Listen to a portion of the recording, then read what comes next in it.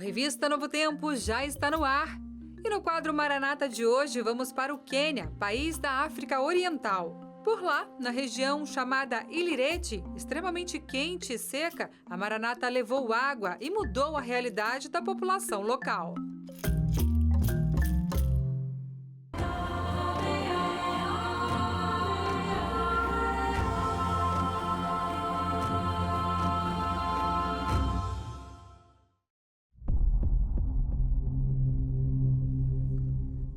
O norte do Quênia é um lugar místico que as pessoas pouco conhecem.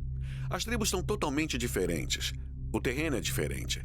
E se você e eu fôssemos deixados aqui para sobreviver, em 3 dias estaríamos mortos. Não saberíamos onde e como conseguir água, nem comida, o que comer, o que não comer, nem sequer aguentaríamos o calor. Isso me fez pensar no que Jesus disse: estarei convosco até os confins da terra. E eu tive certeza que tínhamos chegado nos confins da terra. Se nós formos, não poderemos esquecer de absolutamente nada mesmo. Estamos indo para outro planeta e não poderemos voltar para a Terra. A Maranata trabalhou em locais remotos ao longo de sua história, mas um dos mais desafiadores dos últimos tempos foi uma área chamada Ilirete. Localizada no norte do Quênia, perto da fronteira com a Etiópia, Ilirete é extremamente remota, quente e seca. Não há água limpa em lugar algum. Os últimos anos de seca pioraram a situação. A tribo da Sanak viveu às margens do lago Turkana e na Etiópia por gerações e preservou em grandes partes seu modo de vida tradicional.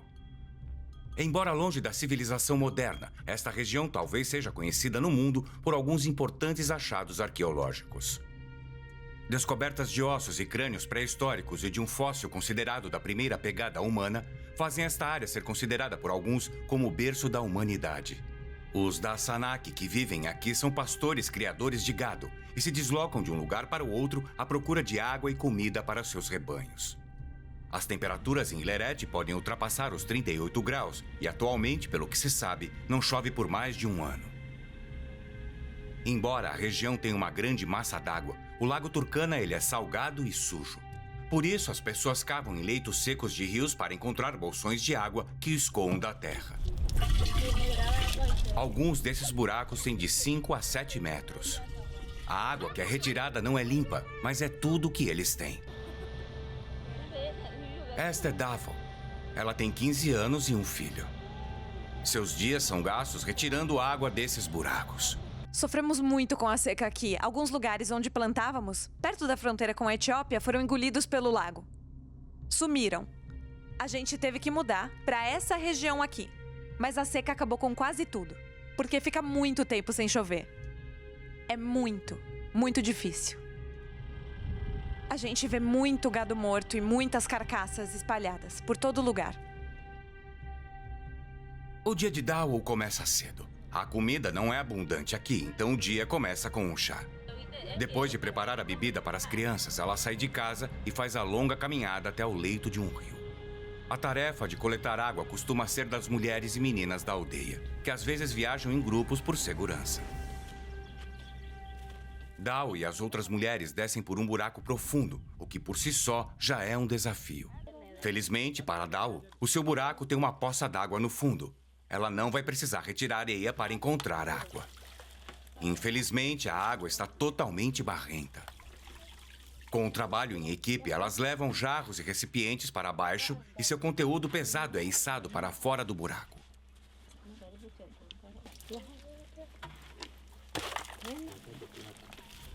Às vezes, até esses buracos secam. Quando seca tudo, a gente caminha até o lago. É longe daqui, então a gente sai cedo e volta tarde. Bem quando nossos filhos estão dormindo, porque demora muito. Quando não tem opção, a gente precisa pegar água do lago, mas não faz bem pra gente. É sujo e salgado, mas a gente não tem escolha. A gente tem que usar essa água para sobreviver. A Maranata soube de Ilirete quando a Igreja Adventista do 7º Dia, na divisão centro-leste africana, nos pediu para construir igrejas para as crescentes congregações entre os da Sanak. Um missionário adventista havia sido enviado anos antes e o evangelho estava se firmando. Mas essas novas congregações adventistas se reuniam sob árvores e precisavam de espaços cobertos para se proteger dos fortes raios solares. Em 2016, a equipe da Igreja de um Dia da Maranata viajou para Ileret e construiu 4 igrejas em diferentes aldeias da região. Lá tomamos conhecimento da necessidade desesperadora de água da população. As pessoas... Meu Deus, que vida difícil eles têm aqui. E estão sempre à procura de água. A vida deles é essa. Eles vão para esses leitos de rios secos e cavam bem fundo à procura de água para conseguir encher um copo e tentar sobreviver. Tivemos que voltar e começamos a fazer planos de como ajudar, mas é muito difícil e desafiador. A logística é difícil. Tudo tem que ser trazido para cá. O maquinário, os caminhões, os canos, o combustível, a comida e todo o pessoal responsável. Se esquecer alguma coisa, não pode correr e comprar numa loja. Tem que trazer tudo. A equipe faria uma jornada que levaria 5 dias em longos trechos de paisagens árida, sem estradas ou oficinas para consertar problemas mecânicos.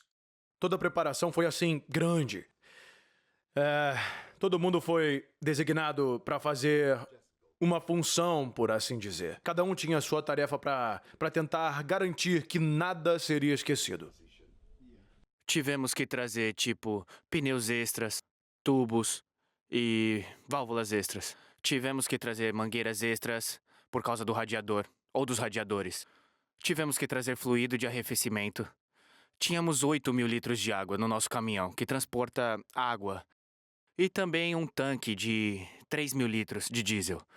E além disso, tivemos que trazer 1.500 cilindros de plástico para o diesel usado na perfuração. A viagem de Nairobi até aqui foi bastante única.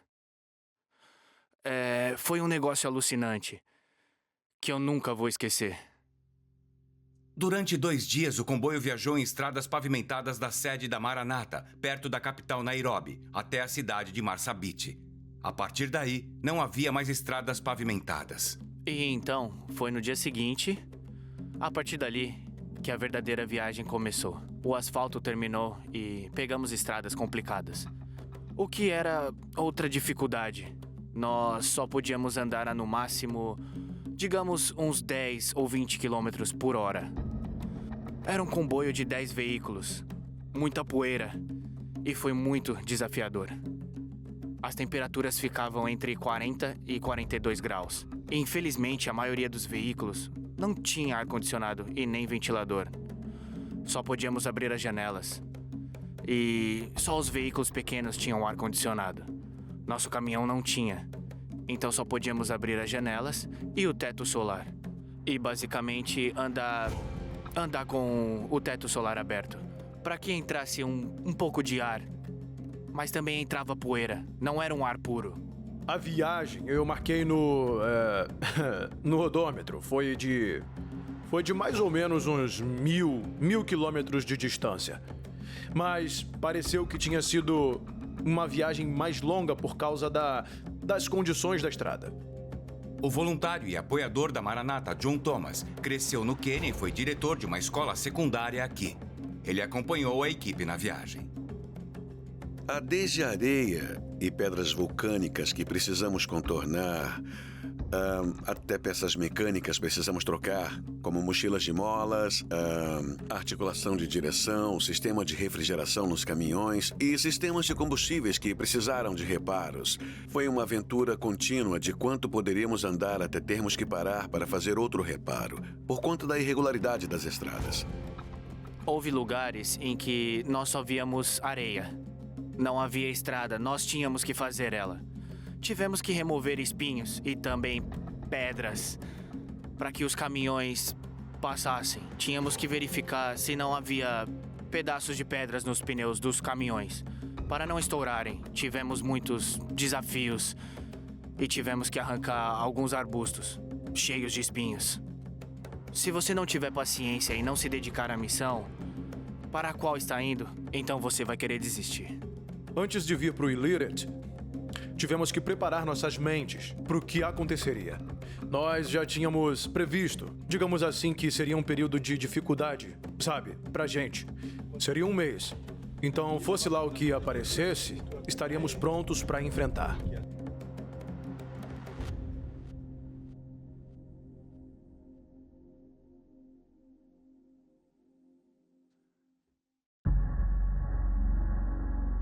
Apesar das muitas avarias mecânicas no calor escaldante, o comboio atravessou o deserto de Shalby e enfim chegou à área de Ileret. A equipe da igreja de um dia, que também veio, começou a trabalhar em um novo local de culto para a congregação adventista do 7º dia de Nangoli. A equipe de perfuração se instalou perto da vila de Serítio, otimista de encontrar água logo, já que o relatório geológico mostrava a possibilidade de uma água em profundidade relativamente rasa. Mas as temperaturas extremas começaram a derreter os tubos hidráulicos de borracha do equipamento de perfuração. Em Serítio, tínhamos grandes expectativas, porque somos acostumados a perfurar.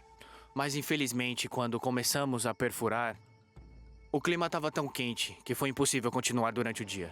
Então começamos a perfurar naquela mesma noite e acabamos nos deparando com outro desafio. Percebemos que as paredes estavam desmoronando. Ao perfurar, a vibração e pressão. Quando a pressão e a vibração atingem as paredes, elas tendem a desmoronar. O que impede que a haste de perfuração gire ou se mova para cima e para baixo. É o que chamamos de colapso. E quando há colapso, é um desafio, porque não podemos subir, descer e nem girar. Temos que usar um revestimento temporário para segurar o solo para podermos continuar perfurando o poço. Acabamos pondo revestimentos temporários e encapsulamos o buraco. Por sorte, graças a Deus, encontramos água em determinada profundidade e todo mundo ficou muito feliz. No outro dia, tivemos que nos preparar para a instalação da bomba. Todo mundo acordou e fomos esvaziar o poço. Bom, para esvaziar um poço, costumamos usar ar para remover todas as partículas pequenas que há nele. É por isso que também usamos uma coisa que chamamos de espuma. É mais um sabonete que ajuda na limpeza do poço. Era enorme. Tinha tipo 2.000 litros de água por hora, ou 2 metros cúbicos. E a alegria era geral. Eles nunca tinham visto tanta água assim de perto. Então não sabiam direito como reagir. Estavam em choque. Mas dava para notar pelos rostos e pela forma como apontavam e gesticulavam. Aquilo era um sinal, claro, de que estavam felizes. A equipe de perfuração então foi para a aldeia de Watali, lar de Dao. Ela e o resto da aldeia observaram o dia todo. Onde pegamos água é muito longe. Então vai ajudar muito se tiver água limpa aqui perto.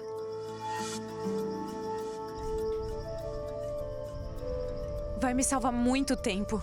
E eu vou poder fazer muitas coisas em casa. Vai ajudar a ganhar muito tempo. Meu filho vai ter mais saúde. Assim como as ovelhas e o gado, a situação vai melhorar. Para todo mundo. Porque agora a gente também vai poder plantar legumes para ter o que comer. Eu nem posso imaginar que vou ter acesso a tudo assim tão fácil. O sonho de Dao se baseava na esperança de que a equipe de perfuração encontrasse água. Mas ao longo da perfuração, a equipe se deparou com o mesmo problema que em Serítio, um buraco em colapso. Porém, desta vez era maior e irrecuperável.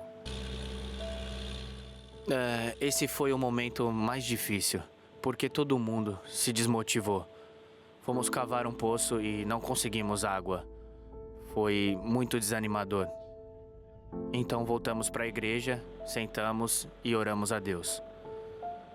Dizendo: Deus, se nos mandou aqui para cumprir sua missão, que ela seja feita.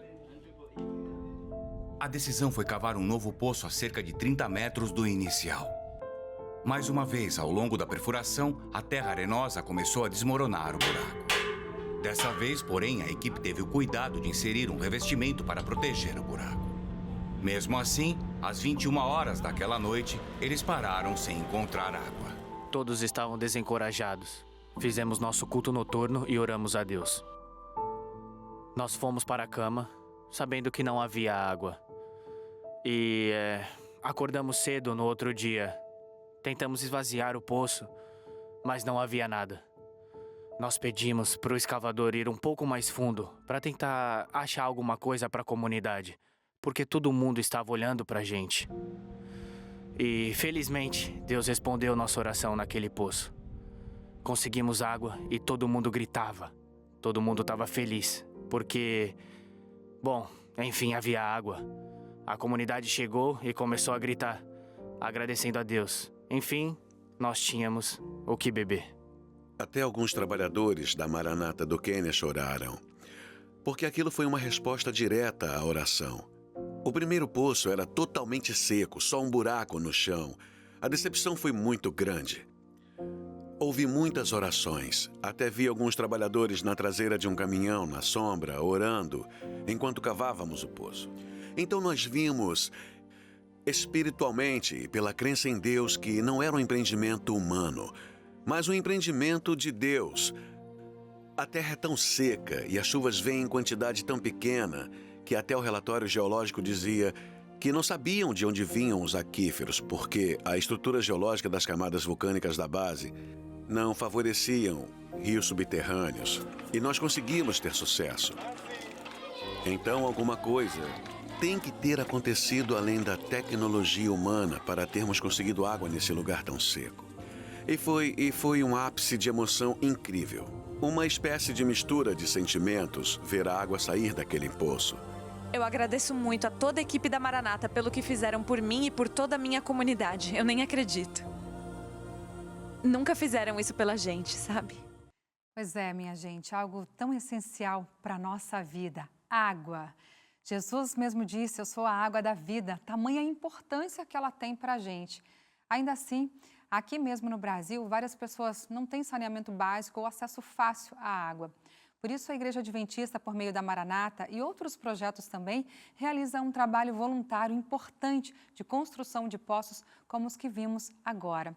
Que Deus continue abençoando para que a pregação do Evangelho seja por meio da Bíblia, da oração, de gestos simples e também ajudando o nosso próximo, suprindo sua necessidade. Na sexta que vem, você assiste a segunda parte dessa ação da Maranata. Se você gostou dessa primeira parte, certamente vai se emocionar e ser abençoado também com a segunda parte do quadro Maranata, tá bem? Bom, e para inspirar ainda mais seu coração e ter aí um final de semana abençoado, fique aqui junto comigo até às 8h30 da noite. Você é sempre bem-vindo, bem-vinda aqui no nosso programa de Boas Notícias. Agora veja o que mais preparamos para você no Revista de hoje. Evento reúne 650 anciãos e pastores que recebem capacitação para o crescimento da igreja no Oeste Paulista. Batizada em piscina terapêutica, professora com depressão busca tratamento emocional no Cevisa e reencontra sua fé. Clube na faculdade. Jovem universitária faz trabalho de conclusão de curso sobre Clube de Desbravadores. 90 anos da Luzeiro, no Pará. Largada da celebração foi marcada por ações sociais em comunidades ribeirinhas isoladas. Tudo isso e muito mais no seu programa de Boas Notícias, que já está no ar. Vem ver!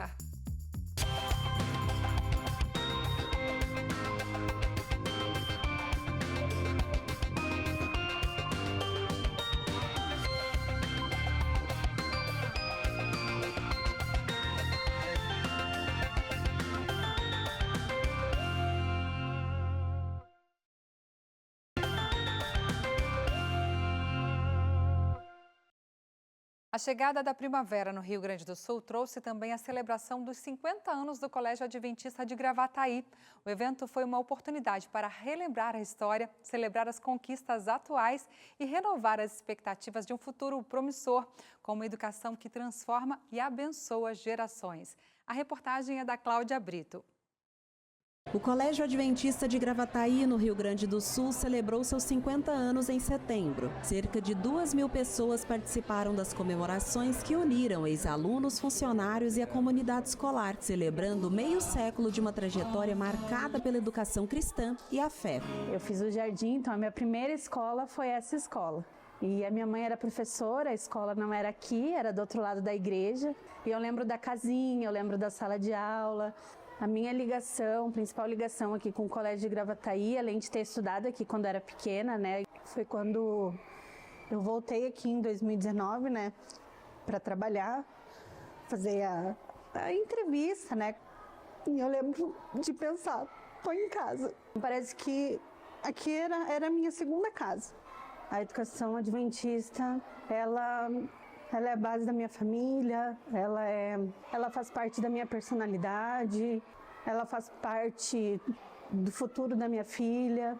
é com certeza uma bênção.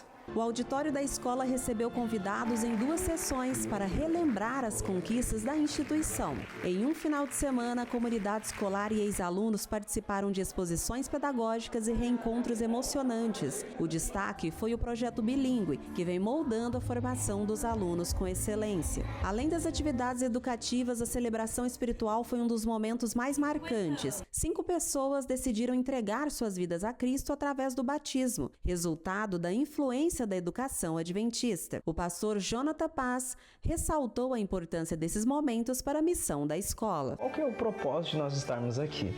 É de nós vermos pessoas, além de crescerem intelectualmente, poderem em algum momento também na caminhada, na trajetória da sua vida, tomar uma decisão ao lado de Jesus, uma decisão para a eternidade. Estudar aqui é ter uma porta de oportunidades aberta, tanto socialmente como espiritualmente, me influenciou muito bem. E foi muito bom para mim, como aluna, ver e poder presenciar momentos marcantes, como o batismo de colegas, amigos e colaboradores. A diretora Daniele Borges destacou que o colégio não só tem educado com excelência, mas também tem sido um pilar na formação de cidadãos éticos e comprometidos com a comunidade, reafirmando os valores cristãos que sustentam a instituição. Esse era o objetivo do nosso programa dos 50 anos, mostrar que a educação adventista ela é muito além do ensino de fato. Ela vem para somar para uma sociedade e transformar cidadãos, não só para esta terra, mas também para a eternidade. A celebração também contou com o lançamento da canção oficial dos 50 anos, Coag é o meu lugar, que emocionou os presentes ao reforçar a orientação divina no crescimento da escola. Esse momento coroou a jornada de 5 décadas, marcando o início de um novo capítulo na história da instituição. Cada aluno, uma estrela brilhar. Cada história na sinfonia eu a cantar. Hoje nós celebramos nossos feitos de conquistas e sonhos tão perfeitos.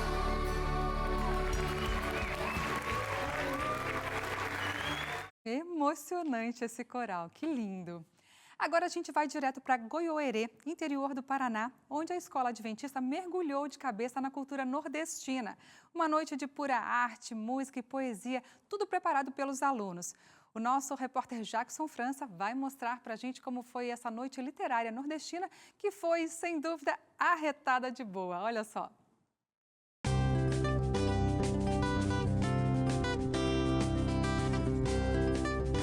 A cor da tua cor tem a beleza de tudo que há na natureza. Amarelo queimado, depois de um dia de sol, um caramelo quase bronze. Ele está em toda a paisagem. Está na expressão desse olhar que faz o teu semblante brilhar, refletindo tua pele e tua imagem. Nordestino é um forte. Cabra que não foge à morte. Nordestino é corajoso. Sobrevive à seca, à fome, renegada à própria sorte. E a sua breguice, aventureira e nômade, de caráter do agreste ou do sertão, verdadeiro homem de aço, que não foge ao seu destino. A Escola Adventista de Goiôerê se transformou em um verdadeiro palco para a cultura nordestina. Os alunos são os grandes protagonistas dessa noite especial, onde a arte, a poesia e a música se unem para homenagear a rica herança do Nordeste brasileiro. Aqui na entrada, essas pinturas feitas pelos alunos trazem releituras de grandes artistas nordestinos. Uma imersão visual que, além de encantar, nos faz refletir sobre a força popular da cultura nordestina, mesmo estando aqui no interior do Paraná. Alguns dos alunos colocam seu talento em prática pintando ao vivo diante do público. Eu gostei de participar desse projeto, foi bem legal. Eu também já ouvi falar sobre o negócio do nordestino, eu amei. Além das artes visuais, os alunos também encenam histórias que refletem os desafios e as conquistas do povo nordestino. A música e a poesia também estiveram presentes, mostrando a diversidade e a riqueza da cultura nordestina por meio da voz dos estudantes. Para os pais, ver seus filhos mergulharem tão profundamente na cultura nordestina é motivo de orgulho. Então, para as crianças também, né? Ver um pouquinho a cultura do Nordeste, né? Isso é muito importante para as crianças. Eu adorei fazer a minha pintura com a minha professora, que ela colocou um quadrinho para minha turma pintar. O diretor da escola explica o impacto positivo que essa experiência traz para os alunos e a comunidade. Então a importância deles entenderem as diferenças culturais, sociais, para se desenvolver no meio. A Laíde e sua família foram uma das primeiras a migrar do Nordeste para Goirê. Hoje ela é homenageada por sua contribuição à comunidade e por manter vivas as tradições nordestinas na cidade. Foi trazer o Nordeste aqui em Goirê. E eu fiquei honrada, porque eu fui convidada para estar aqui, para ser presenteada ali. Olha que linda! Eu sempre gostei de pintar e foi um prazer pintar a Laíde. E essa noite foi mais do que massa. Foi uma celebração da nossa história, onde o oxente virou aplauso e o vixe virou arte. Quem veio aqui hoje saiu de alma leve, com um pouquinho do Nordeste no coração e um bocado de orgulho nas mãos.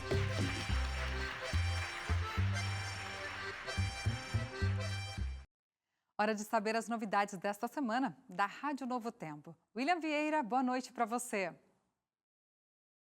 Boa noite, Darcy. Boa noite para você que acompanha aqui na TV agora o quadro da Rádio Novo Tempo. É um privilégio voltar aqui para contar as novidades da rádio. A gente sempre lembra você que são 18 emissoras espalhadas pelo Brasil, envolvidas em ações na comunidade, como também pregando o evangelho através das ondas sonoras. E na semana passada, a Novo Tempo Campinas realizou mais uma caravana da rádio. Dessa vez o pessoal visitou a igreja do Morro Doce, em São Paulo, e teve uma programação especial com o estudo da Bíblia, sorteio de brindes e dinâmica para as crianças. A Rádio Novo Tempo também realizou uma classe bíblica com interessados pelo batismo e, além disso, o evento teve a participação da dupla Vitor e Ellen.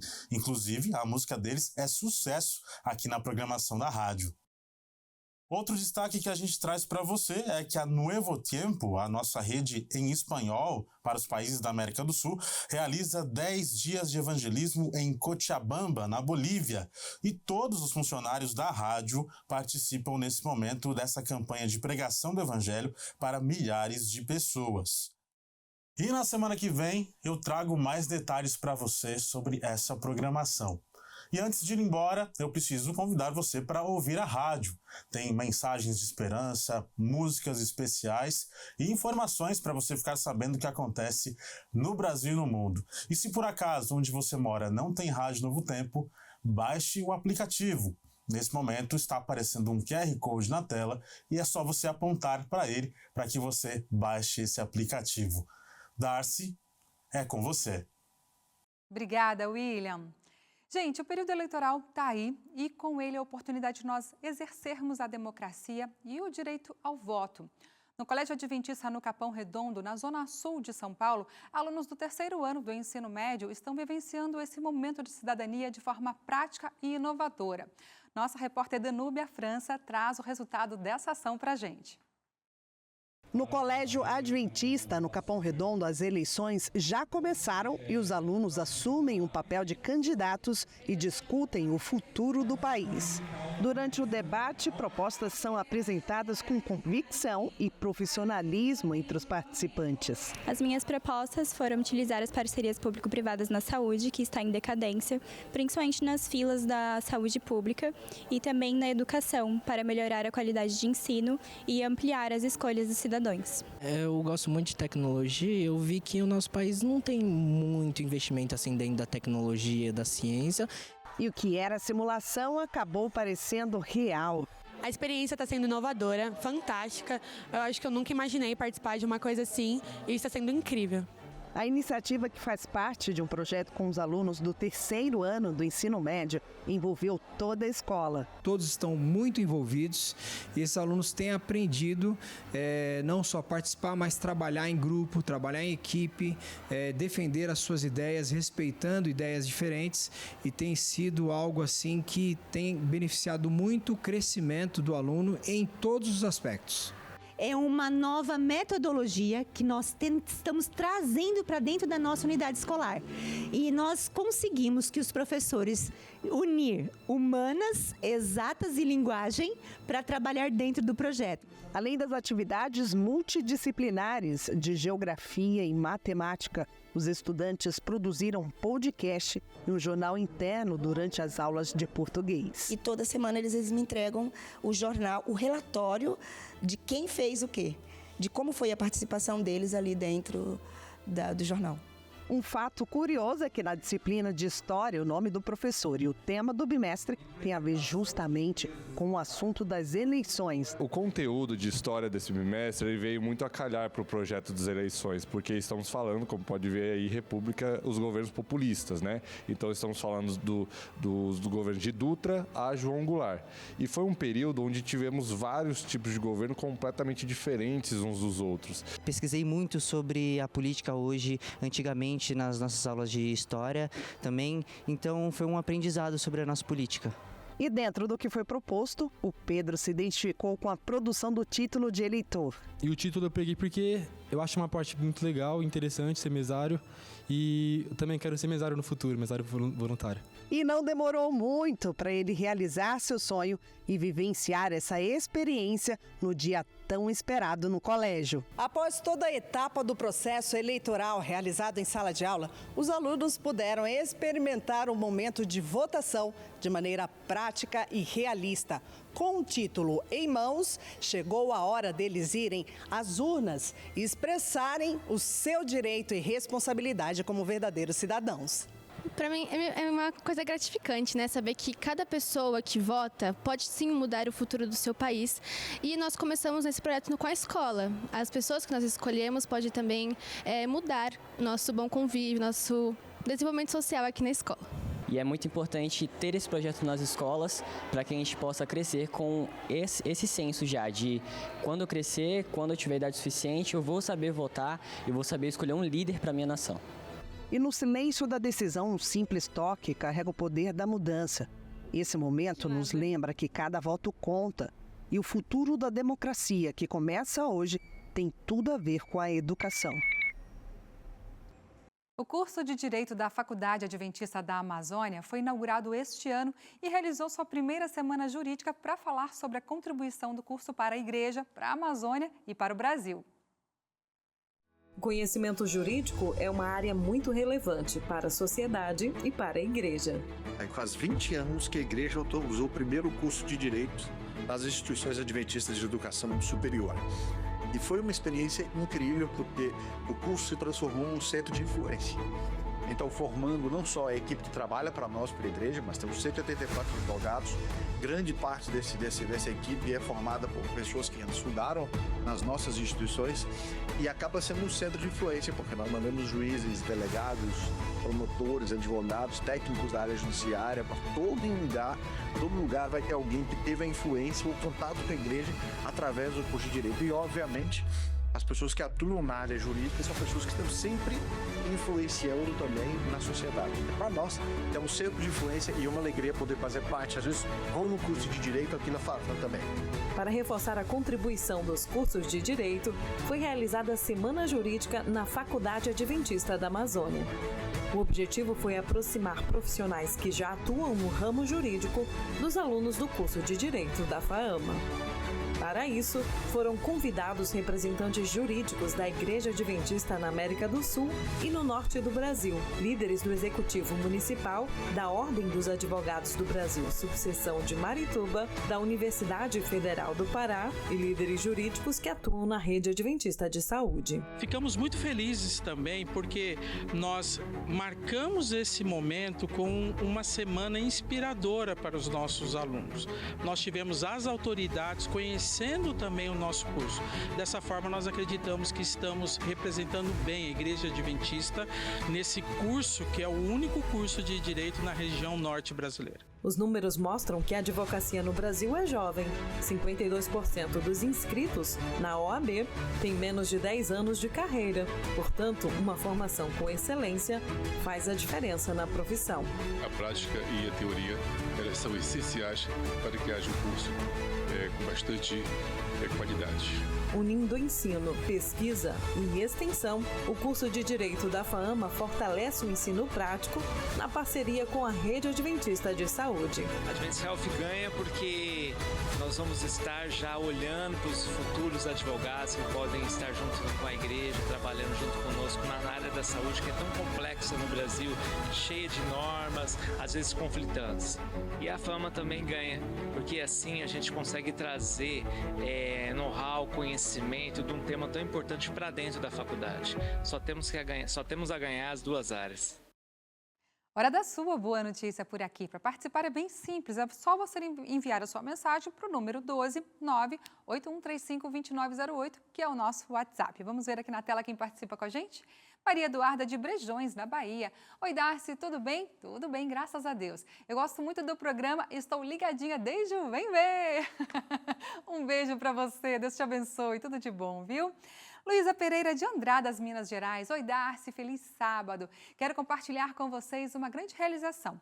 Aos 70 anos de idade, me tornei desbravadora. No último sábado aconteceu minha admissão de lenço e estou muito feliz. Que legal, meus parabéns, que Deus te abençoe e te use muito, viu? Gente, ser missionário é viver a vontade de Deus. Você também acredita nisso? A seguir, no Missão 360, você vai conhecer o Ítalo Souza, que tem convicção de seu chamado missionário e dedica tempo servindo em um colégio adventista no Equador. E eu volto já com essa e outras histórias inspiradoras para você.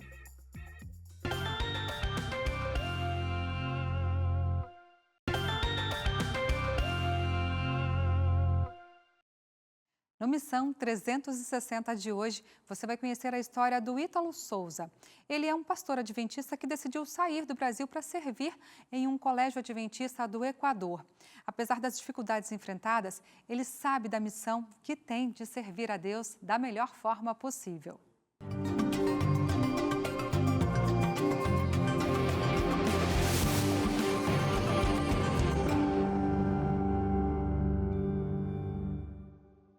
Eu me chamo Ítalo, sou pastor adventista e estou servindo aqui no Equador, no Colégio Adventista do Equador, CADE. Desde que eu me tornei pastor, eu sempre trabalhei no mesmo lugar, em São Paulo. E aí em São Paulo tem muitas oportunidades. Eu tive esse privilégio de passar os últimos 11 anos aí sempre trabalhando em São Paulo. Até que chegou um momento que eu senti o chamado de Deus, entendi que Deus queria me usar e poderia me usar em outras partes do mundo também. Eu comecei então... eu trabalhava aí nos últimos anos, trabalhava como coordenador de capelania e uma das minhas atividades era coordenar as missões, as mission trips da educação adventista para a Amazônia. E aí então que comecei a ter essa convivência, esse contato com os missionários, com aqueles que já atuam no Instituto de Missões Noroeste e foi ardendo mais esse chamado, esse fogo para a missão, até que um dia eu entendi que de fato Deus me queria no campo missionário. O desafio é que eu sou casado, tenho 2 filhas e um chamado como esse é um chamado para a família. Você não pode ir sozinho, você não deixa sua família e vai. E um dia então, conversando com Deus, eu pedi para Ele tirar do meu coração esse fogo, esse ardor por estar no campo missionário, porque eu tinha a minha família que precisava desse conforto. Mas que se fosse da vontade dEle, que Ele conversasse com a minha esposa. Porque eu, sendo sincero, não tinha assim coragem de conversar com ela, de trazer um assunto tão delicado. E de fato aconteceu que Deus falou com ela. Depois de alguns meses, ela me chamou para conversar e a gente começou a falar sobre a possibilidade de sair, de estar em um outro lugar que pudéssemos servir mais, servir melhor. E por casualidade ou por providência de Deus, nesse mesmo dia, minha filha mais velha fez uma atividade avaliativa, uma prova de ensino religioso na escola. E a última questão dessa prova era justamente a questão: se você e sua família recebessem um chamado de Deus para fazer uma coisa muito diferente, em um lugar muito diferente, como você responderia? E ela tinha feito essa prova e nesse dia que nós conversamos, ela chegou em casa com essa prova. E a resposta dela era: eu aceitaria com alegria e iria onde Deus manda. Nós não tínhamos falado com ela, não tínhamos conversado com ela, mas ali nós entendemos que Deus estava chamando toda a família para isso.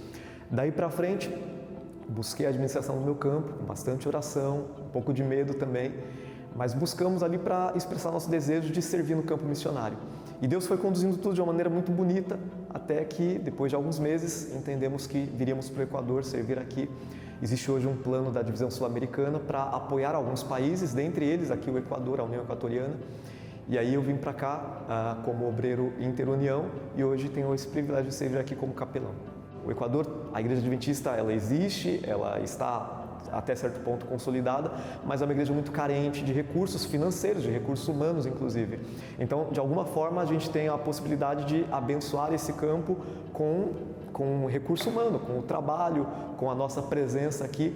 Então, isso é muito positivo para nós e para a igreja local também. O campo missionário, ele é desafiador.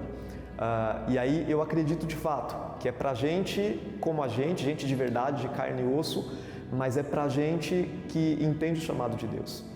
A gente se prepara ao máximo, se capacita, mas a gente nunca está pronto de fato.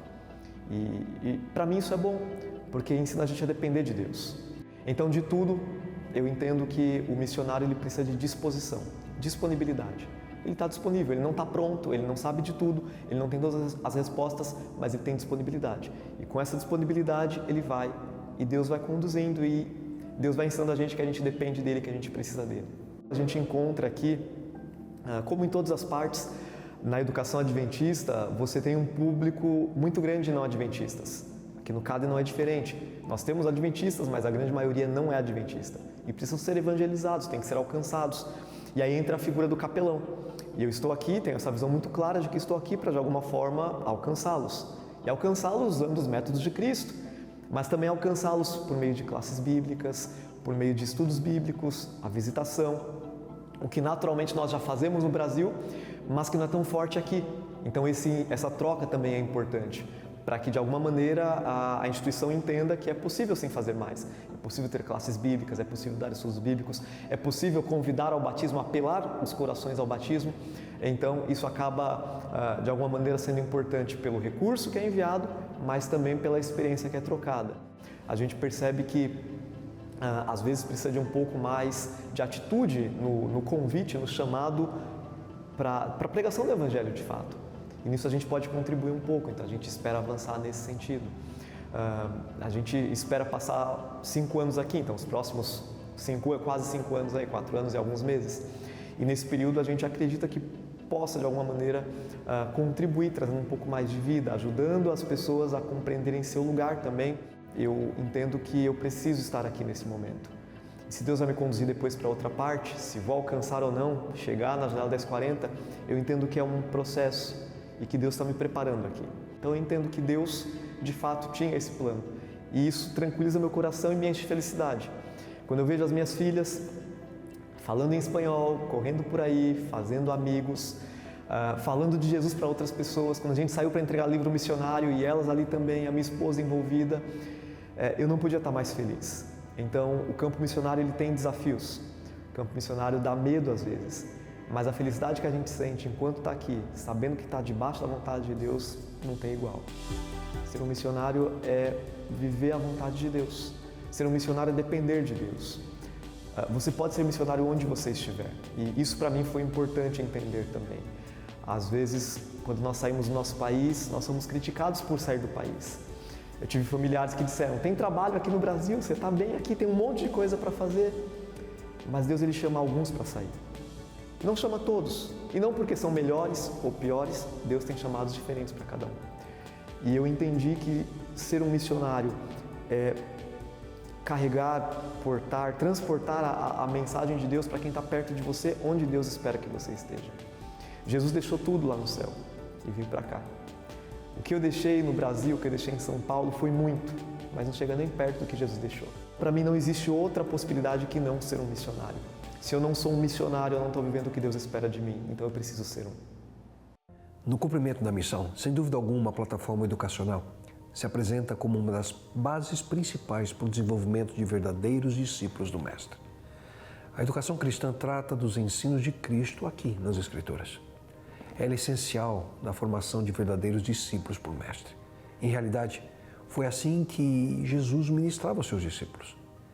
Ele tinha como objetivo treiná-los para cumprirem uma missão, a missão de anunciar o seu evangelho para a salvação de todos os povos. Jesus Cristo ele deixou essa missão bem definida no seu encontro com o publicano Zaqueu lá em Jericó. O Filho do Homem veio buscar e salvar o perdido. Paulo, por sua vez, um dos maiores mestres no Novo Testamento, coloca de forma muito clara ali ao jovem pastor Timóteo: e as coisas que me ouviu dizer na presença de muitas testemunhas, confie a homens fiéis que sejam também capazes de ensinar a outros. E nesse texto nós encontramos 3 princípios da educação cristã no cumprimento da missão: informar, formar e transformar. Timóteo ele foi informado, o conteúdo ali. Ele foi formado no seu caráter e transformado pelo testemunho. Já no Antigo Testamento, Salomão nos adverte afirmando: o temor do Senhor é o princípio da sabedoria e o conhecimento do santo é entendimento. Portanto, quanto mais pudermos compartilhar quem é Deus dentro do processo educacional, maior serão as oportunidades para o desenvolvimento do ser humano como um todo. E é por essa razão que a educação cristã vai muito além da estrutura física, de um currículo ou de materiais didáticos. A educação cristã consiste em construir o conhecimento, levando os alunos a serem ativos participantes no processo educacional, ao invés de meros ouvintes passivos. Em um dos mais diretos conselhos da Palavra de Deus sobre a importância da educação aos nossos filhos, nós lemos o seguinte: gravem essas minhas palavras no coração e na mente. Ensinem-nas a seus filhos, conversando a respeito delas quando estiverem sentados em casa e quando estiverem andando pelo caminho, quando se deitarem e quando se levantarem. Quão sábio é esse conselho! Ademais, se nós vemos a educação como um processo contínuo que se desenvolve a vida inteira, independentemente do ambiente escolar, maior importância deve ser dada aos ensinamentos compartilhados com crianças e jovens. Por essa razão, a educação adventista tem sido uma bênção não apenas para a educação dos nossos filhos, mas também como uma maravilhosa ferramenta no cumprimento da missão. Milhares de lares são hoje influenciados pela educação adventista, que tem levado alunos e seus familiares a viver uma experiência verdadeira com Deus. A educação adventista transmite mais do que apenas conhecimento acadêmico. Ela busca promover o desenvolvimento harmônico de cada aluno de maneira completa, levando em consideração todas as dimensões da vida humana: o lado social, o aspecto físico, o intelectual, mas principalmente a dimensão espiritual. A proposta de ensino da rede educacional adventista tem como propósito atender às necessidades gerais do aprendizado, estimulando ali a criatividade, o senso analítico, buscando assim transformar conhecimentos e atitudes, tendo como ponto de partida soluções de problemas que levem os aprendizes à realidade da vida. Com o princípio humilde de 1875, com a abertura da Battle Creek School no estado de Michigan, nos Estados Unidos, a educação adventista buscava naquele momento atender os níveis elementares e secundários do ensino básico. Mas desde então, buscando cumprir a missão de também fazer discípulos dentro das oportunidades existentes no meio educacional, a rede adventista de educação ampliou com atuação ali em todos os continentes, expandindo a sua ação a todas as famílias que apreciam uma filosofia integral de educação e métodos atuais e relevantes de ensino. Hoje, a Igreja Adventista do Sétimo Dia opera 8.515 instituições educacionais em mais de 100 países, com aproximadamente 2 milhões de estudantes ao redor do mundo. Nós louvamos a Deus por tudo que Ele tem realizado através da educação adventista e nós contamos sempre com as suas orações e direta participação. E nunca se esqueça, eduque a criança no caminho em que deve andar e até o fim da vida não se desviará dele. Educação também é missão. O grupo musical do Instituto Adventista Brasil Central, IABC, fez ações voluntárias às margens do rio Araguaia em parceria com o cantor Matheus Riso. Veja como foi. O rio Araguaia, que corta os estados de Goiás, Mato Grosso, Tocantins e Pará, tem mais de 2.000 quilômetros de extensão. Alguns adolescentes, estudantes do Instituto Adventista Brasil Central, conhecido como Colégio IABC, viajaram às margens do rio realizando ações missionárias de forma voluntária, juntamente com o cantor Matheus Riso. A equipe faz parte do Ministério Puro Louvor, um dos grupos musicais do colégio. Eles saíram de micro-ônibus em direção à cidade de São Félix do Araguaia, no estado do Mato Grosso. No caminho, pararam para cantar e entregar livros missionários na cidade de Ribeirão Cascalheira, onde um hospital e os clientes de um mercado puderam receber mensagens de esperança quando menos esperavam. A principal atividade missionária foi a reforma da casa do senhor Agripino e sua esposa Zilda. Porque esse barraquinho sujo demais, né? E eu fico brigando com ele, que eu não aguento essa casa velha desse jeito. Pois olha, uma bênção maior do que essa não precisa. Apesar dos alunos não terem experiência com construção civil, a reforma contribuiu para a melhora da qualidade de vida do casal. Aqui hoje está maravilhoso, estou achando divertido o trabalho da galera aqui, está ficando maravilhosa a pintura aí, sabe? A gente está ficando satisfeito por isso. O voluntariado e a música podem andar juntos, seja através da mensagem cantada ou colocando a mão na massa. A cultura musical no IABC é muito forte, então ser missionário através da música não é só importante para quem a gente leva essa mensagem, mas também para a gente que canta. A verdadeira música cristã pode ir além das paredes da igreja e contribuir com a comunidade. A raiz de todo esse projeto aqui, que é sobre nós clamarmos o Espírito Santo para que nós possamos fazer obras ainda maiores. A obra é muito grande e tem poucos trabalhadores para isso, então a gente precisa cada vez trabalhar mais forte, usar todas as ferramentas que Deus nos dá. Os alunos também ajudaram na programação da Igreja Adventista de São Félix do Araguaia durante uma semana evangelística. Para a aluna Nicole Freitas, esses dias ficarão marcados na sua vida. A missão ela sempre foi um sonho para mim, sempre foi a minha meta. Todas as experiências mais legais que eu já tive, que eu guardo na memória, foi o IABC que me proporcionou. E fico feliz de estar representando ele em mais um lugar e conseguindo levar a palavra e cumprir a missão. E uma equipe missionária formada por voluntários da Universidade Andrews realizou atendimentos clínicos e ações sociais em uma comunidade indígena numa cidade conhecida por ser o berço do adventismo no Amazonas. Vamos ver? Um grupo formado por 29 missionários de 7 estados do país, reunidos com o mesmo propósito: levar amor a quem precisa, em forma de cuidado e atenção. Durante a missão, eu tive incumbida na área da saúde, principalmente na área da enfermagem. Uma das coisas que me deixou mais alegre foi as amizades que eu construí, não somente com as pessoas que participaram da missão Membros, mas da comunidade em si. Cada comunidade que a gente ia, as pessoas nos tratavam com muito amor. Esse amor que a gente dava, a gente recebia de volta. O local escolhido foi a comunidade indígena Ilha Miquiles, localizada no município de Maués, no Amazonas. A equipe foi recebida pela liderança do lugar.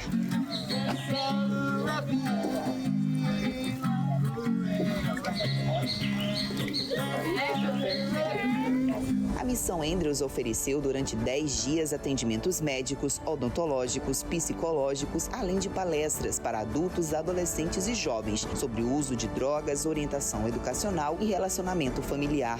É feito algumas palestras sobre sexualidade, questão de violência sexual e também sobre projeto de vida, né, o que é muito legal para que os adolescentes possam sentir o interesse, né, de poder fazer uma faculdade, de poder ter um emprego no futuro e terem todo um projeto de vida e carreira. As crianças também tiveram atenção especial, com diversos momentos educativos e de recreação. Estou aqui na Ilha Miquiles. Qual foi minha tarefa então? Foi fazer o registro fotográfico e de vídeo, que as pessoas conheçam esse trabalho que está realizando e que elas se sintam motivadas a também ser voluntários. Às noites, além dos moradores do local, mais 4 comunidades vizinhas participaram de momentos de louvor, mensagem bíblica e sorteio de brindes. Quero te convidar para você partilhar conosco Dias de Esperança em 2025.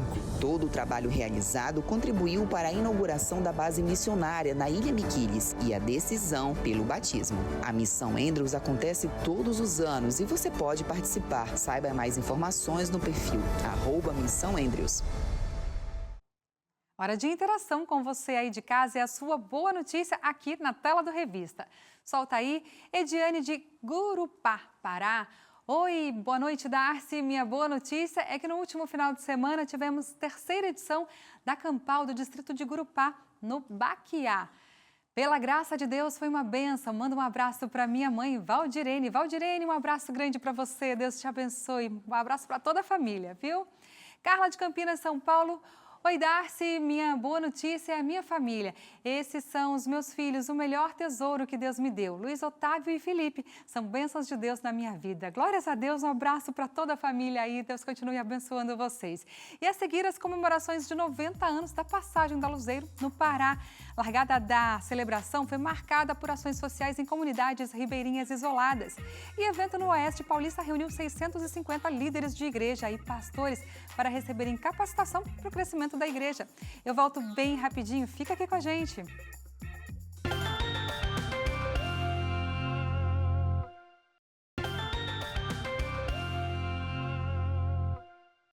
De volta com Revista Novo Tempo, obrigada pela sua companhia. E agora é hora do nosso giro internacional com o Pedro Farias, que já está por aqui.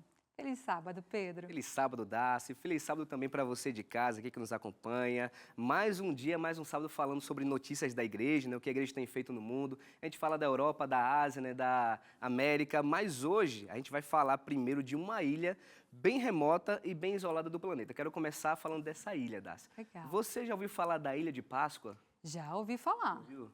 Olha aí, você de casa já ouviu falar também dessa ilha? Solta a produção, por favor, essa foto aí. Gente, essa imagem aqui que você pode ver nesse mapa é onde essa ilha está localizada, Darcy. E essa imagem aí dessa estátua que você consegue ver é uma estátua que só tem em um lugar do mundo. Olha só. Na Ilha de Páscoa. Interessante, né?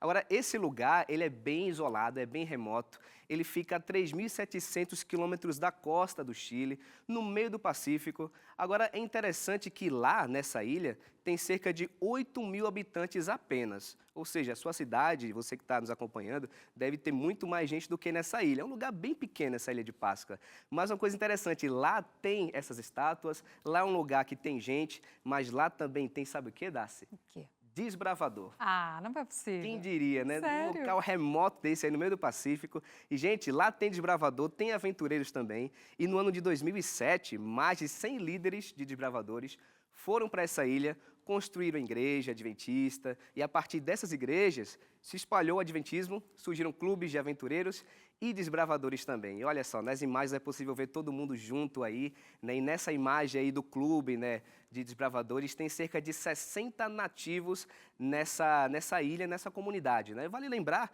Darcy, que no último sábado, dia 20 de setembro, foi o Dia Mundial dos Desbravadores, né? Verdade, a gente comemorou aqui junto com eles. Todo mundo junto, todo mundo colocou o lenço aí, né? 74 anos de história, gente. Esse clube que salva pessoas, que marca a vida de jovens, de meninos, de meninas, né? E marcou a minha vida, eu já fui desbravador, marcou a vida de muita gente. E já são 1,5 milhão de desbravadores no mundo inteiro. 1 milhão e meio. Pois é, e é muito bom saber que 74 anos de história aí, e esse clube também está no mundo e também está em locais remotos. Lá na Ilha de Páscoa também tem desbravador. Parabéns aí a todos dessa ilha, né? A todo mundo que é desbravador no mundo inteiro. 74 anos de história, Darcy. E talvez o povo de casa aí, alguém pode não entender. Gente, o Clube de Desbravador trabalha com meninos e meninas entre 10 e 15 anos, mas está aberto a qualquer idade. É um clube que trabalha com a parte física, mental e espiritual. Se você tiver interesse de participar ou colocar seu filho, sua filha, é só procurar a Igreja Adventista aí mais próxima de você e se informar, tá bom?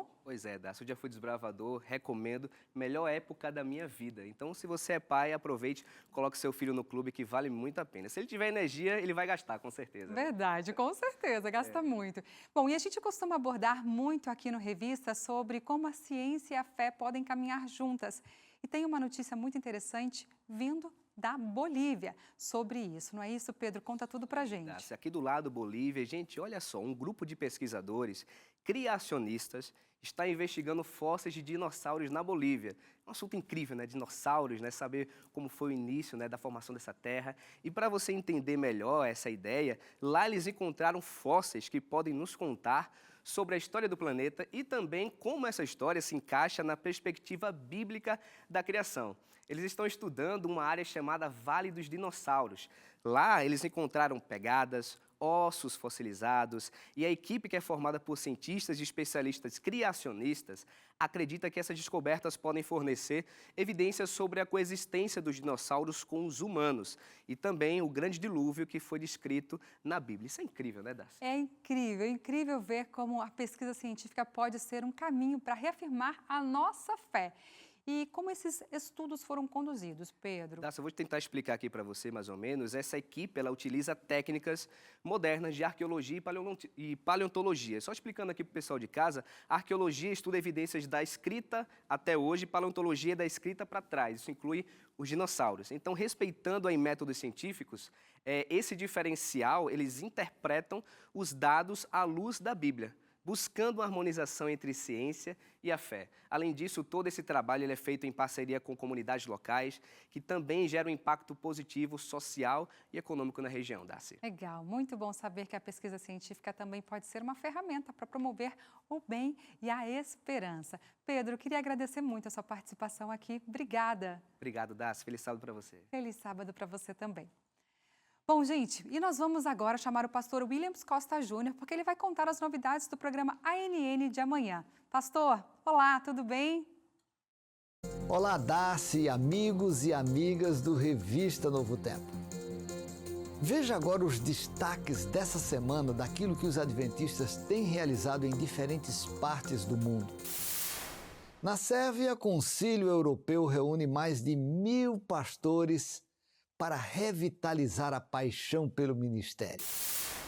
Enfermeiro da Advent Health salva a vida de ciclista durante passeio nos Estados Unidos.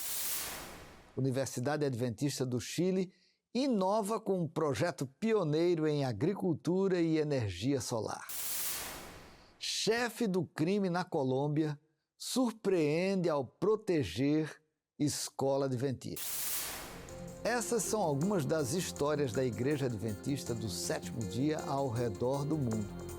Essas histórias e muito mais você vai encontrar assistindo a edição semanal do ANN na TV Novo Tempo às 6h30 da tarde, horário de Brasília.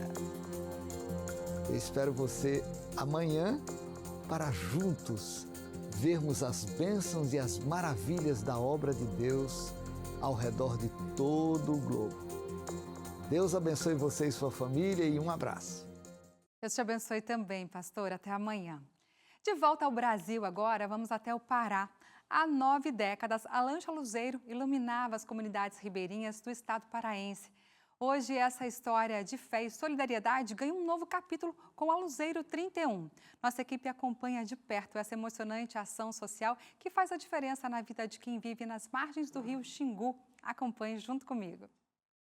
Há 90 anos, a embarcação Luzeiro fez sua primeira passagem histórica por Santarém, levando esperança e cuidados médicos para comunidades ribeirinhas isoladas. Hoje, essa missão continua viva e forte, celebrando sua história e renovando seu compromisso com a comunidade do oeste do Pará. Estamos aqui na comunidade ribeirinha de Porto de Moza, a comunidade Maripi, onde a Luzeiro 31 da Missão Oeste do Pará realiza uma série de ações sociais para celebrar os 90 anos da primeira passagem do Luzeiro por Santarém. Uma tradição de luz e solidariedade que segue firme, geração após geração. A Luzeiro, para nós, ela tem um significado muito grande, porque foi através dela que essa mensagem adventista chegou até a nossa família e uma mensagem de salvação para todos nós. E estar na Balsa Luzeiro, para mim, não tem preço. Para marcar essa data especial, a Missão Oeste do Pará organiza uma ação social com o Luzeiro 31, revivendo o espírito de solidariedade e fé que sempre guiou essa missão. É impressionante ver o trabalho frutificado desde o começo. não só de Léo e Jesse, mas de Jesus quando atracou nesse mundo para trazer o amor ao próximo. E aqui nós vemos os frutos de todo esse trabalho, de mais de 90 anos com a Luzeiro aqui. Rai Souto, diretora da Escola Pública São Tomé há 6 anos, afirma que o Barco Luzeiro tem realizado ações que beneficiam a comunidade ribeirinha e ressalta a necessidade de apoio. Nós precisamos de ações assim, que tenham médicos, principalmente, né, que nós precisamos de médico, apesar de sermos uma comunidade próxima, né, mas nós necessitamos de médicos na comunidade. Uma série de ações foram realizadas: doação de roupas e calçados, aplicação de flúor nas crianças, atendimento médico, aplicação de vacinas e momentos de oração, reafirmando a missão de cuidar não só do corpo, mas também da alma. É interessante perceber como quase 100 anos depois o projeto continuou o mesmo, apesar de o tempo ter passado. A Luzeiro e seus personagens, o pastor Léo, os que vieram depois, minha própria família é fruto da Luzeiro, já com o pastor Carlos Buck, que veio décadas depois. O propósito era o mesmo, era atender às suas necessidades físicas e depois encaminhá-las para a salvação. 90 anos se passaram, mas o legado do Luzeiro continua a iluminar caminhos e corações, levando esperança a quem mais precisa. Em outubro, haverá 10 dias de celebração da passagem do Luzeiro pelas cidades da região, com uma grande ação social. Esse ano comemoramos 90 anos do Projeto Luzeiro. Apesar de ter passado tanto tempo, a essência continua a mesma: ajudar o próximo, doar um pouco para aquele que precisa mais. E eu fico muito feliz em poder ver o envolvimento da equipe aqui do Oeste do Pará, dos irmãos, dos amigos, que sem medir esforços estão envolvidos diretamente para que o Projeto Luzeiro ele não acabe, ele não morra, ele não pare, mas ele continue avançando. E no final, o maior objetivo nosso é continuar levando Deus, continuar mostrando Jesus através de pequenas ações para que outras pessoas conheçam como nós o conhecemos também. Amém. Vamos agora para Foz do Iguaçu, no Paraná, onde um evento reuniu 650 anciãos e pastores para receberem capacitação para o crescimento da igreja na região oeste de São Paulo. Quem traz os detalhes para a gente é a nossa repórter Tatiane Lopes. Na Igreja Adventista do Sétimo Dia, o ancião e a anciã são reconhecidos como líderes espirituais e de apoio ao pastor local. E não importa a idade, o que conta é a consagração e a necessidade que sua liderança seja uma inspiração de serviço a Cristo. Este é o caso da Ivete. Eu sou anciã há 5 anos e eu moro hoje na cidade de Irapuã. Nós estávamos vindo para cá com o sonho de descansarmos um pouquinho e, paralelamente a isso, descobrimos uma cidade que não existia presença adventista. Naquela oportunidade, nós resolvemos, então, darmos alguns estudos bíblicos. Eles frutificaram, graças a Deus, e brotou ali a necessidade de arrumarmos um salãozinho para começarmos uma igrejinha. Infelizmente, 1 ano e meio depois, o meu esposo faleceu. De lá para cá, eu me tornei, então, a diretora do grupo. Lidero ali, sou auxiliadora do meu pastor, corro de um lado para o outro, eu sou arauto da cruz, eu dou estudos bíblicos, eu faço de tudo um pouco. João também é ancião e um suporte importante para seu jovem pastor. Eu sou ancião há mais de 30 anos e para mim é uma alegria poder participar do ministério dele. Apoiá-lo é um dever nosso, né? A sabedoria em buscar a sabedoria dos mais experientes. Então eu sempre aprendo, eu sempre observo muito aquilo que eles fizeram, a história sempre é muito importante para a gente seguir mais longe. A Ivete, o João e mais de 650 pessoas participaram do Concílio de Pastores e Ancianato da Igreja Adventista na região oeste de São Paulo. O foco do evento foi a consolidação de uma liderança forte que segue crescendo em tudo, tema que norteou o encontro. O Crescendo em Tudo envolve a unidade da igreja, o Crescendo em Tudo envolve a fidelidade. Então nós estamos trabalhando com uma visão do todo. Nós temos aqui neste concílio a principal liderança espiritual da igreja na Associação Paulista Oeste. E eles vão voltar daqui para poder pastorear lá o rebanho que Deus confiou a eles. E nós queremos que o ancião discipule também as novas gerações, pois essa é uma preocupação da igreja, porque amanhã essa nova geração vai ocupar o espaço dele e de outros líderes para o avanço da obra de Deus. O assunto das novas gerações foi uma das ênfases do evento, bem como as abordagens adequadas de pregação do Evangelho, explanadas pelo pastor e doutor em missiologia, Silvano Barbosa. As pessoas são diferentes e elas são atraídas por abordagens diferentes.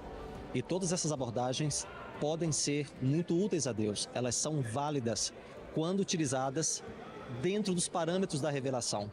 Nós precisamos fazer a vontade de Deus, à maneira de Deus. O evento, que teve sua 18ª edição, mas o primeiro a acontecer em Foz do Iguaçu, Paraná, também contou com músicas, momentos de oração e com a consagração do livro missionário para 2025. E quem participou do programa saiu de lá com a motivação certa. Toda vez que a gente participa de um concílio como esse, a gente sai com aquela motivação no máximo, né? Querendo abreviar ainda mais a volta de Cristo.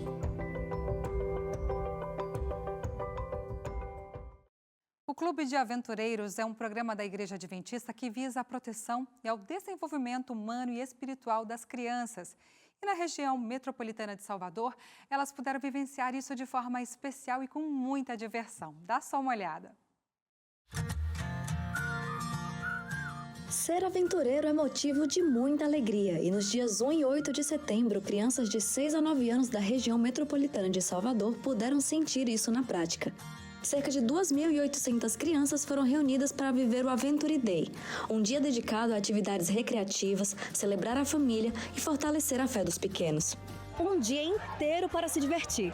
Foi assim que mais de 2.500 crianças passaram o domingo aqui em Lauro de Freitas. Entre louvores, muita animação, adoração e jogos, elas tiveram a oportunidade de passar um tempo especial com a família e amigos. Mas para alguns adultos que estavam aqui, foi um dia com gostinho de nostalgia. A atmosfera festiva e a alegria das crianças contagiaram os adultos, despertando em muitos deles saudosas lembranças como a Luziane, que já foi aventureira um dia e hoje ela conta como foi especial ver seu filho Davi Lucas passar por essa mesma experiência. Hoje está sendo um dia especial, né? Porque querendo ou não, dá essa oportunidade para ele viver o que eu vivi. Eu sou ex-aventureira, ex-desbravadora, então para mim é excelente estar aqui com ele. E para Davi Lucas não havia outro lugar em que ele gostaria de estar. Eu ia preferir ficar aqui, por causa que aqui tem muito mais coisa para fazer. O evento foi dividido em 2 edições, sendo cada uma em um domingo, para comportar a quantidade de participantes. O primeiro dia contou com a presença de 1.300 aventureiros e o segundo com 1.500. Com pais, líderes e equipe de apoio, estiveram reunidos mais de 3.000 pessoas nos 2 dias de atividades. De acordo com o pastor Lucas Carvalho, diretor de aventureiros para a região metropolitana de Salvador, esse foi um momento muito especial na vida de cada aventureiro. Esse é um momento especial na vida do aventureiro, onde tem a oportunidade de reunir todas as famílias. Nós temos 2 grupos de famílias adventistas, famílias ainda não adventistas, e eles têm o privilégio de conviver junto, comer junto e brincar junto. E adorar também, que aqui foi um momento de adoração. Então o Clube de Aventureiro é um clube de família.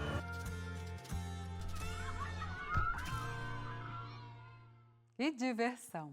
E agora eu pergunto para você aí de casa, qual a sua boa notícia? Conta pra gente, é só você enviar a sua mensagem em texto, manda foto também, que eu amo ver o seu rosto, ou em vídeo para o nosso WhatsApp. Se for vídeo, você faz assim, ó, na horizontal, o celular deitadinho para ficar bem legal aqui, tá bom?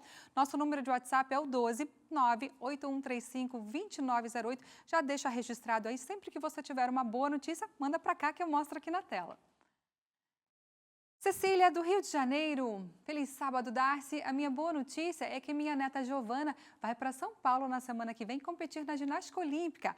Olha que linda que ela é. Linda, linda, linda. Um beijo para ela e para você também. Tudo de bom. Que ela seja muito feliz aí com o que ela escolheu. Solta a próxima, Antônio de Carapicuíba, São Paulo. Oi, Darcy, feliz sábado, Antônio.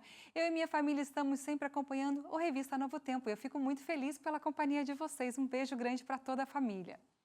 Adriana Lorete de Campinas, São Paulo. Boa noite, Darcy. Minha semana está fervendo, literalmente. Muito calor por aqui, mas tenho abrigo e água fresca para tomar. Glórias a Deus por isso. Agradeço a Deus pelos recursos e pela minha vida. É isso aí. Sempre gratidão no coração pelos detalhes de Deus, né? Um abraço para você. Tudo de bom. Paula César de Vila Velha, Espírito Santo. Boa noite, Darcy. Aqui em casa estamos todos ligados no Revista. Programa abençoado, viu? Obrigada. É abençoado porque você também está aí do outro lado. Um beijo grande para você. Obrigada pelo carinho.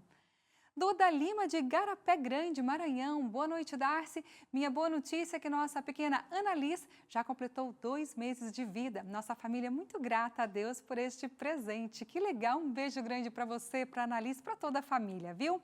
E a seguir você vai conhecer a história de um casal que lidera jovens para servir a missão. Bom, e por falar em jovem, uma universitária fez seu trabalho de conclusão de curso sobre o Clube de Desbravadores. Eu volto já com os detalhes para você.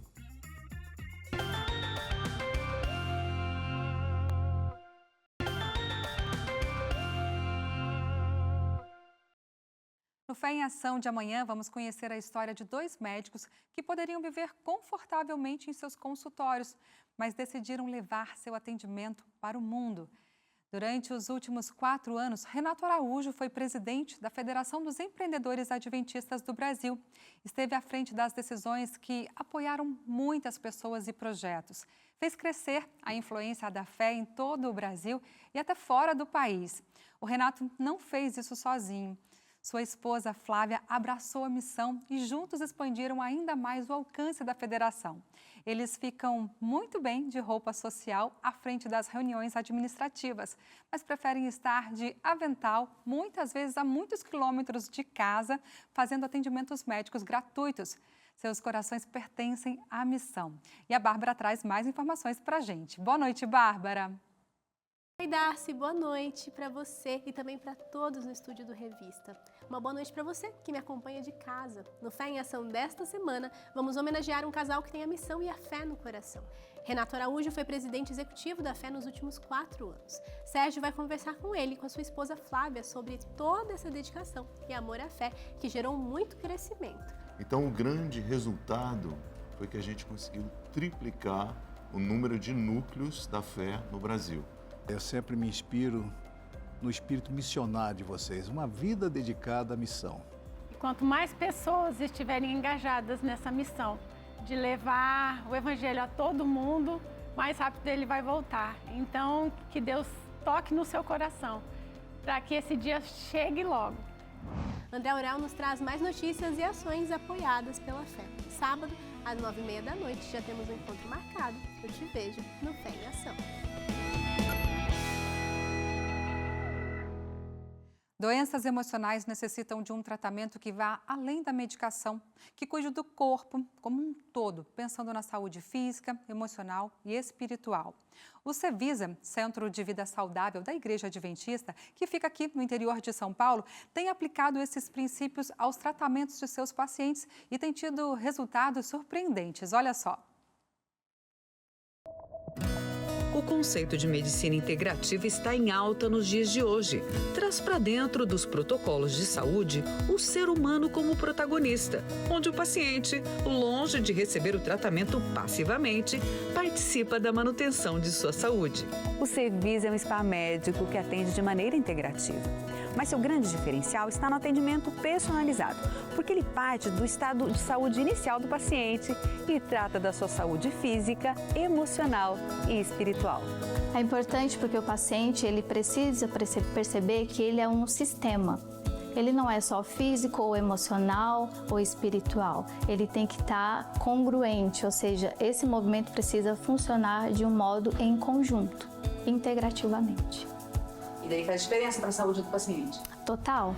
Porque imagina que se você está com ansiedade, por exemplo, e você não cuida da sua alimentação, não cuida do seu sono, não faz um exercício físico, só a medicação pode ser que ela não dê conta desse processo sozinha. A sensação de que o remédio não estava trazendo a solução para suas angústias levou Tatiane a buscar ajuda. Meus pais adoeceram e logo em seguida meu pai faleceu. Aí veio o diagnóstico de Alzheimer da minha mãe, foi muito duro para mim. Eu acreditava que a minha relação com Deus era boa. Quando eu comecei a viver com doença, perda, morte, eu comecei a questionar a minha relação com Deus. No mês de março, a minha casa sofreu um incêndio e nós perdemos praticamente tudo. Após o incêndio da casa, e eu lembrei de Cevisa, que eu já tinha vindo aqui antes. Tatiane começou os tratamentos terapêuticos, que incluíam os 8 remédios naturais: ar puro, ingestão de água, luz solar, alimentação saudável, sono e momentos de reflexão, que foram essenciais para reencontrar a paz e a alegria que ela estava buscando. Aqui eu pude ter mais tempo de mim comigo mesma e de mim com Deus. No sábado, eu fui à igreja. E depois do sepultamento de mãe, foi a primeira vez que eu vi a igreja. E eu lembrei dela, lembrei do testemunho de vida dela. E eu decidi me rebatizar no dia do batismo, o que tinha morrido sendo renovado. Nós temos cultos, reflexões, estudos bíblicos, classes bíblicas todos os dias. E aos sábados levamos o grupo para a igreja do NASP. E no caso da Tati, a nossa piscina terapêutica se tornou num tanque batismal. Ao cuidar da saúde espiritual, sentimentos como perdão, gratidão, pensamentos positivos, amor, esperança tomam conta da nossa mente, nos dando mais ânimo e disposição para viver. O Cevisa contribuiu com a reflexão mais profunda da minha conexão com Deus. Me traz paz, me traz esperança de vida.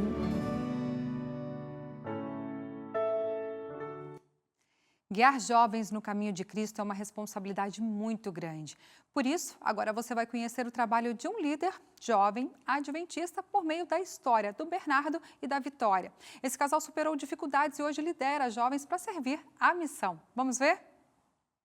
Liderança é guiar os outros. Liderança tem muito a ver com amor e sacrifício, com essa entrega que a gente faz da nossa vida para salvar outras pessoas. Liderança. Uma habilidade que influencia e orienta um grupo para alcançar objetivos em comum. Ela pode ser vista em pessoas, em diversos lugares, inclusive na igreja, onde existem aqueles que lideram a juventude. Quando a Igreja Adventista escolhe uma pessoa para liderar o ministério jovem na igreja local, a igreja pensa em alguém que vai mais do que cuidar de um departamento, alguém que vai cuidar e pastorear dos jovens da igreja. Então essa é a pessoa responsável por conhecer a filosofia do departamento, por fazer as mobilizações, mas principalmente por transformar tudo isso em algo que vai conectar a juventude da igreja local com a igreja e com a missão. Bernardo é um líder na igreja que frequenta e atua muito perto dos jovens. No entanto, na sua juventude, ele sentia falta de algo na vida e passou a questionar a existência de Deus. E eu sempre fui muito cético também. Então eu buscava essas respostas, né?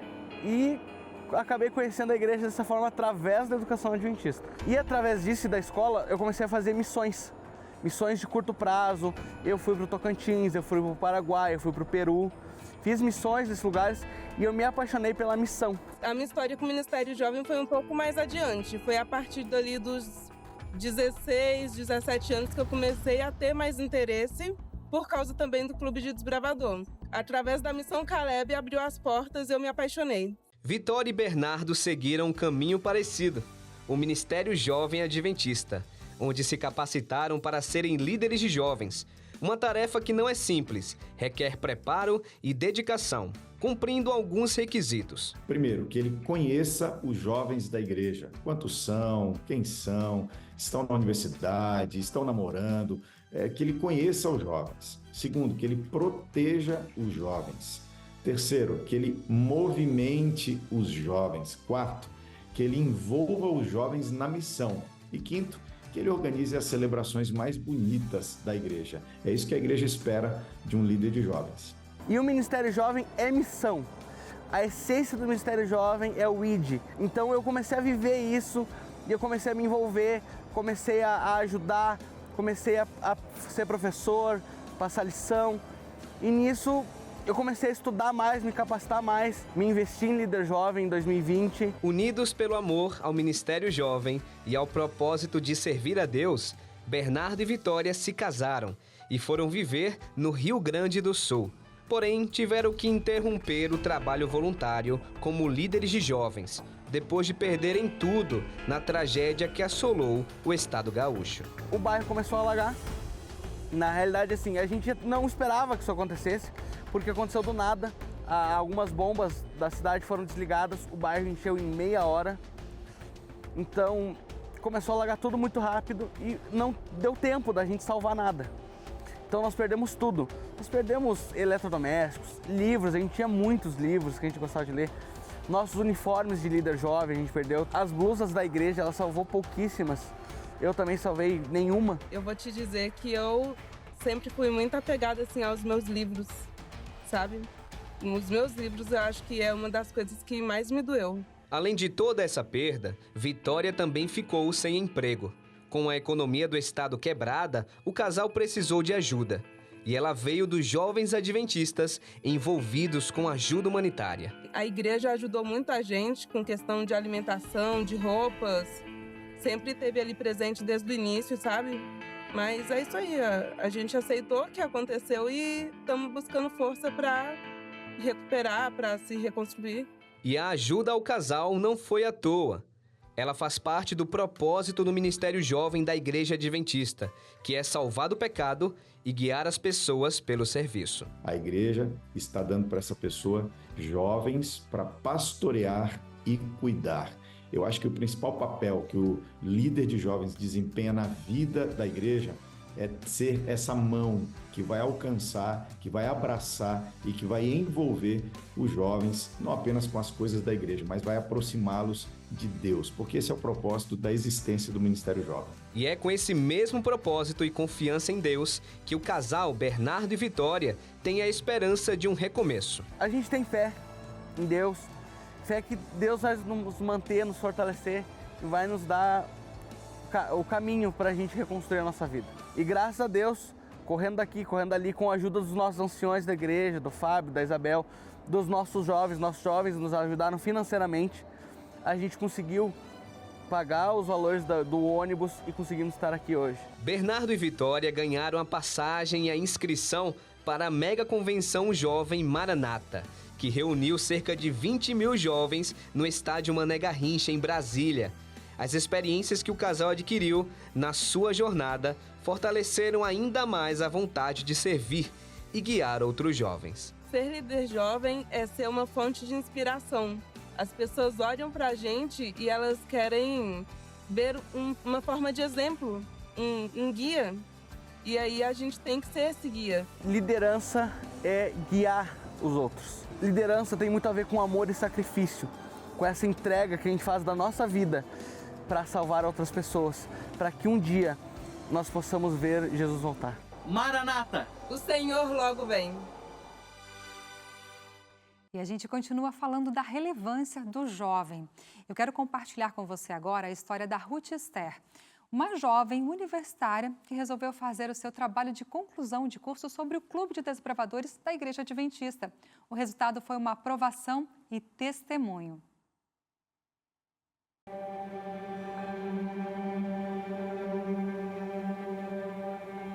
Quando eu falei, para minha família que eu fui aprovada na Federal, eles ficaram felizes, mas eles também ao mesmo tempo ficaram meio espantados, porque eles conhecem a realidade, eles sabem que aqui dentro existe uma guerra muito grande entre interesses, entre valores, crenças, ideologias.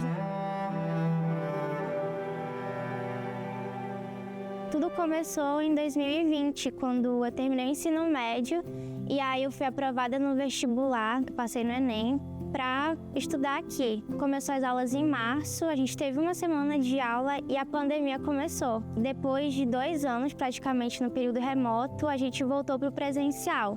E no presencial que eu senti que as coisas começaram a andar como uma universitária, que eu comecei a sentir mais como que é essa realidade, porque a gente ficava só na internet, só através das telas, a gente não sentia o peso de ser um universitário cristão.